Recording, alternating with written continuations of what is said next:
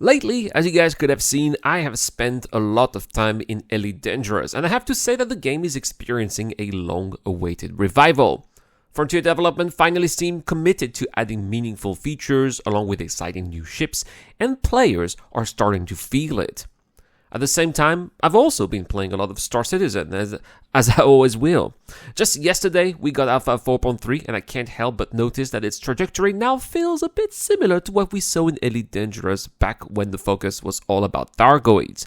In other words, more narrative elements, more missions, more content to play through, but not a lot of brand new gameplay features. That's basically how things have been so far this year in Star Citizen's so-called year of playability. Of course, it's not going to stay like this forever. Once dynamic server meshing arrives and stabilizes, new features will follow, but for now, I've been thinking about something interesting. What if Star Citizen borrowed a few additional ideas from Elite Dangerous? It wouldn't be the first time after all. I made a video not too long ago about how both games have inspired each other in the past. So today, let's take a look at 5 Elite Dangerous features that I think would make perfect sense in Star Citizen. And the first one is personal shields. One of the most impactful features Elite Dangerous added to ground combat is personal shields, and I think that they would fit very well in Star Citizen. Right now, once you take damage, it's just armor and health. There's no extra layer of protection. If CIG introduced personal shields, it would not only make firefights more engaging, but also encourage players to diversify their weapon choices. Just like in Elite, energy weapons could be tuned to excel against shields, while ballistic weapons could be better once those shields are depleted. That kind of balance would create a natural incentive to switch weapons mid-combat, making battles feel a little bit more dynamic and tactical. Next is NPC taxi service. In Elite, there is Apex Interstellar Transport, an NPC taxi service that lets players move around the galaxy without having to fly themselves. Something like this would be very useful in Star Citizen. The universe is of course only getting bigger, and not everyone wants to be at the control all the time. A proper shuttle network or an NPC taxi service would make long-distance travel far more convenient, especially for new players or people who just want to go from one place to another without the hassle. And beyond convenience, it will also give players a chance to take a short break, grab a drink, or go to the bathroom, or even alt-tab while the taxi pilot does the flying for you. That little bit of downtime could actually make the game feel more comfortable and realistic. Of course, it is planned to have NPC shuttles, especially flights with the Genesis Starliner, but it's years ahead, unfortunately. But what if we have something a little bit of a smaller scale, maybe with just a small ship, like, for example, a 300 series? That would make sense. Next, ATC Radio comms. Elite Dangerous has air traffic radio control comms that make every arrival and landing feel alive, with controllers greeting you, giving permissions, and even scolding you if you break the rules. Star Citizen actually had something similar in the past, but for some reason those ATC voices have disappeared.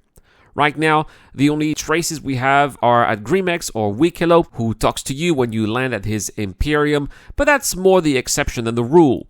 Hopefully, it's a sign that proper ATC chatter may return one day, because at the moment this is clearly an area where Elite completely surpasses Star Citizen. Adding back diverse ATC voices with different tones, accent, and regional styles would go a long way in making hubs like Horville, Area 18, or New Babbage feel more alive and immersive. The next one is quite controversial, but I actually ended up liking it in Elite Dangerous, and that is agent smithing. In Elite, players can instantly drop into a friend's ship sessions, no matter where they are, a feature often nicknamed agent smithing, which is based off what we saw in the Matrix trilogy. Star Citizen doesn't have anything like this yet, but it could benefit greatly from it. Right now, if you want to join a friend, you usually need to fly across entire systems or sit through long quantum jumps, which often eats up more time than the actual gameplay. But if we look at Star Citizen's lore, there's already a precedent that could make something like agent smithing feasible. The game has regeneration, meaning that humanity has essentially found a way to cheat death. If technology exists to bring back a body and consciousness after death, then it's not far-fetched to imagine a system that allows a form of controlled teleportation under specific circumstances, like beaming directly into a crew slot on a friend's ship. I mean, even Star Trek has been doing that for decades. Implementing such a system would make co-op much more accessible while still feeling consistent with Star Citizen's universe. And finally, number 5 is more gravity variations. One of Elite Dangerous's most underrated strengths is how differently planets feel depending on the gravity. Landing on a high G world is tense and requires precision, while low G moons feel light and floaty. In Star Citizen, gravity technically varies, but the differences are still quite subtle and don't impact gameplay in dramatic ways.